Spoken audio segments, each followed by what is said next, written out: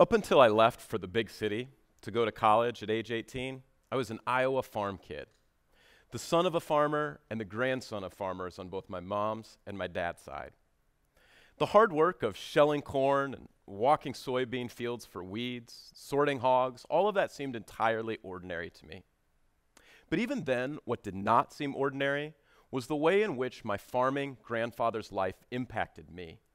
His wisdom and his character, all of it wrapped up in his vocation as a farmer. Grandpa Wayne loved hard work. He loved it for the way it allowed him to provide for himself as well as for his family.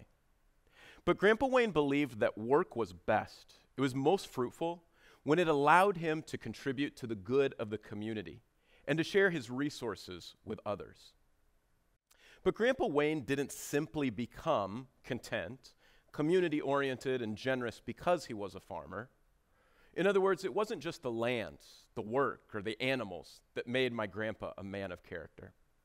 No, I'm convinced my grandfather's character was rooted in the fact that he had internalized some of Jesus' most important economic teachings. As I've studied the Gospels, I've become more and more aware and surprised at some significant parallels between Jesus' agrarian context in the first century and that of my grandfather in 20th century rural Iowa. Now, Jesus was a man who thought carefully about the economic systems and arrangements of his own day. And I believe that as disciples of Jesus, it is vital that our economic behaviors and values be shaped by those of our master. Now, Jesus' economic wisdom is stated nowhere so clearly and as forcefully than it is in the Gospel of Luke and the parable of the rich fool. You may remember the scene. Jesus is teaching a crowd when all of a sudden he's interrupted by a young man. "Teacher, tell my brother to divide the inheritance with me," he says. And Jesus stops, understanding that what undergirds this man's desire ultimately is greed and acquisitiveness, turns to the crowd and says, "Beware. Take great guard against every form of greed. Your life does not consist in what you possess." He explains with a story. There was once a man who had a field, and that field produced marvelously. So extravagant was his yield at harvest time that he wasn't sure what he should do with all of his crops. He said to himself, "What shall I do? I have nowhere to store my grain. I know. I'll tear down these little barns, and then I'll build bigger barns. And then I'll say to myself, 'Self, you have many good things laid up for yourself. Eat, drink, rest, enjoy life.'" And Jesus says the man was a fool, for that very night his life was taken from him. I want to suggest that Jesus' economic wisdom calls us to pursue three things. Jesus' economic wisdom calls us first to pursue contentment over consumption. Secondly, productivity over extraction. And then thirdly, community over isolation. Jesus' first economic challenge calls us to pursue contentment over consumption. Have you wondered what might be the fundamental sin or misdeed of the man in the parable? We should recognize that in that society, excessive consumption was only a possibility for the very, very few elite. The kind of society whereby one could say, "I'll store up all of my surplus goods for myself," was simply not possible for the vast majority of the population. Jesus upholds this man as a symbol of a greedy, acquisitive landowner whose sole concern is excessive consumption, spending on his own desires. Greed is dangerous because greed tricks us into thinking that life is about consumption. Greed tricks us into thinking that life is about what we can own, what we have and can possess. This can take so many different forms. Greed can trick you into thinking that your life is about your cars, your houses, your remodeling of your kitchen, updating your technology. Greed can trick you into thinking that life and security and joy is to be found in your education, your pedigree, your net worth or investments. And Jesus says, your life, it does not consist in what you possess.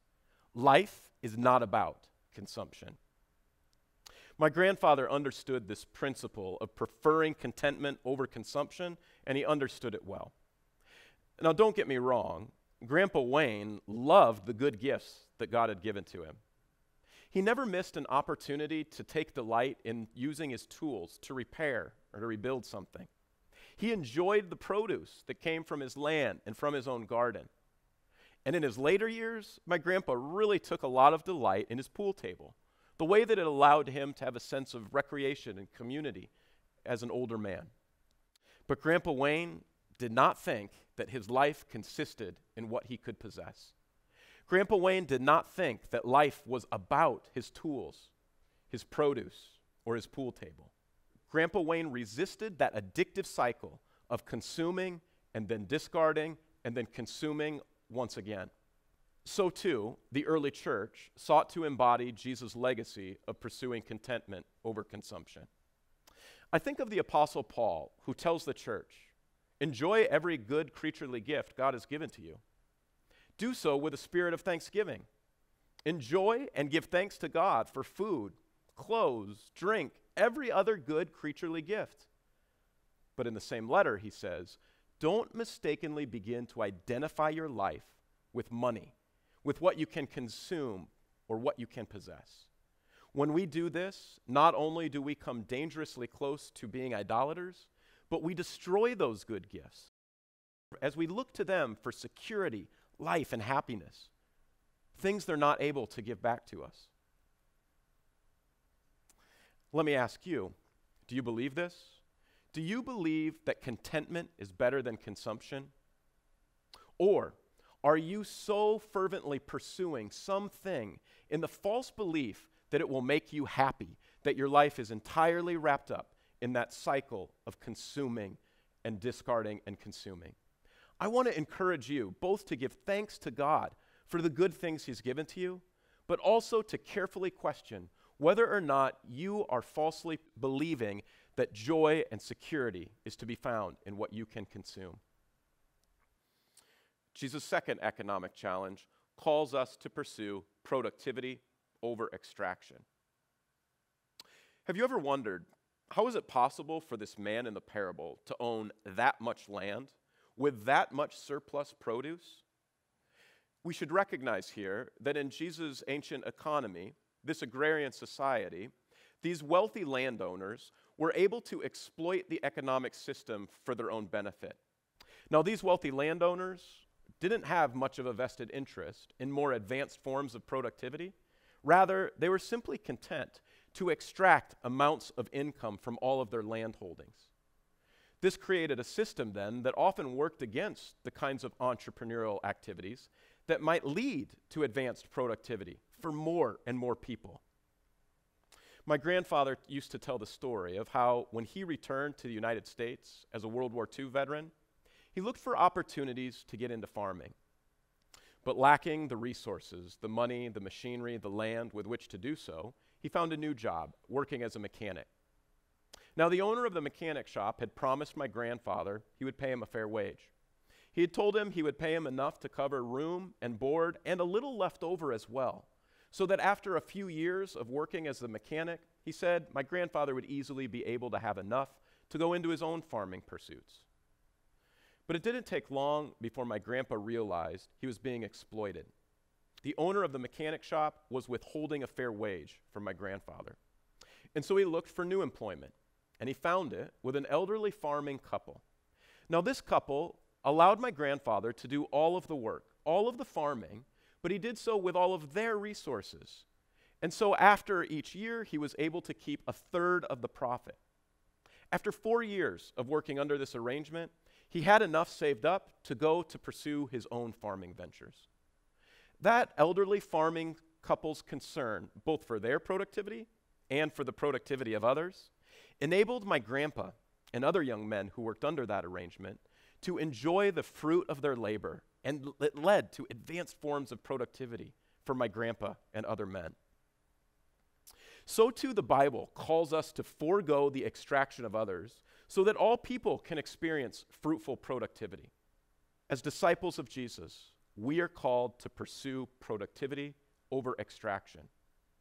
We should be asking ourselves, are we pursuing justice and dignity for all people in our communities, our schools, and our churches? I believe that this will often involve us challenging unjust societal and economic arrangements that prevent people from fruitful work and education and their own livelihoods.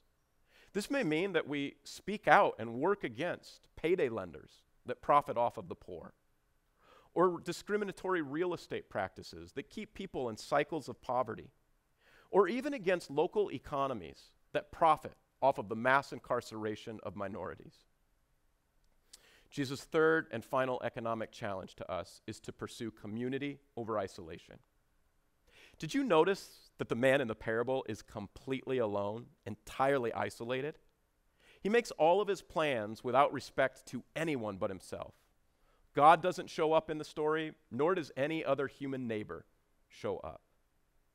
I believe that Jesus' audience would have recognized this as a scathing critique of the practices of the landowners in his day.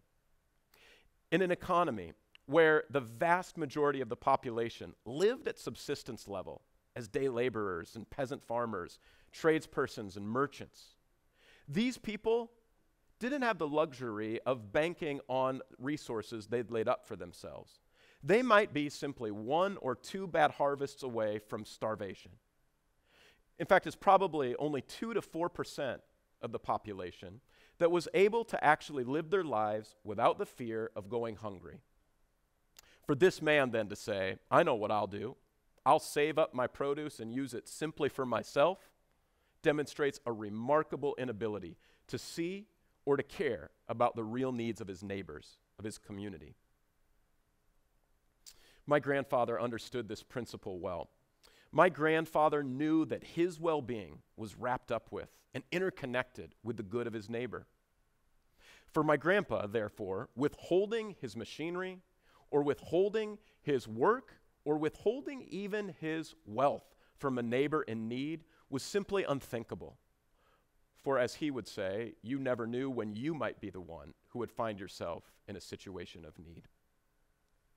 The early church, too, sought to use its resources in impressive ways for the good of the community. I think of another kind of wealthy landowner, described in the book of Acts, who recognizes that there's great need within the community, within the church, and as a result sells his fields in order to contribute to the good of the church. This ability to use one's resources for the community demonstrated itself in remarkable ways.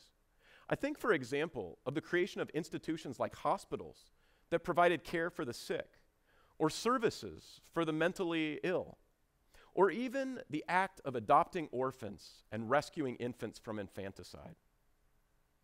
As disciples of Jesus, we are called to pursue community over isolation. We know that if we have eyes to see, there is great need in our midst. We know that in our midst there are orphans and widows. There are single mothers struggling to make ends meet. There are under-resourced schools and children who suffer as a result. There are even friends wondering if they'll be able to stay in school to pursue God's calling on their life due to lack of resources. Jesus says, your possessions are used rightly when they're used in the service of others.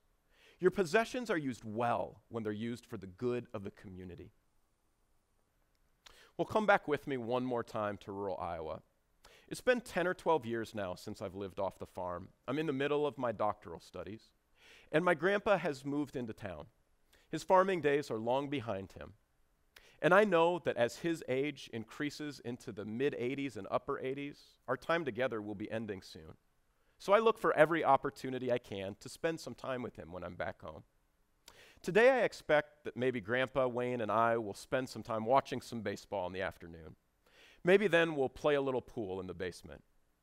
But Grandpa doesn't have time for that now. He says he needs to go to the church to mow the lawn, and then he wants to make sure that the flowers he's planted are well watered and have been weeded. He wonders, though, if I might be able to join him back in town a little bit later to help him set up chairs and tables. The church is having their annual pancake dinner as a charity event, and I already know from my mom he's purchased 50 tickets and distributed them anonymously to members within the community struggling to make ends meet. That's my grandpa, embodying in normal ways to the ends of his life the economic wisdom of Jesus. That's Grandpa Wayne, pursuing contentment over consumption, productivity over extraction, and community over isolation. It's my genuine prayer that the same may be said of me one day. It's my prayer that the same may be true of you as well. Thank you.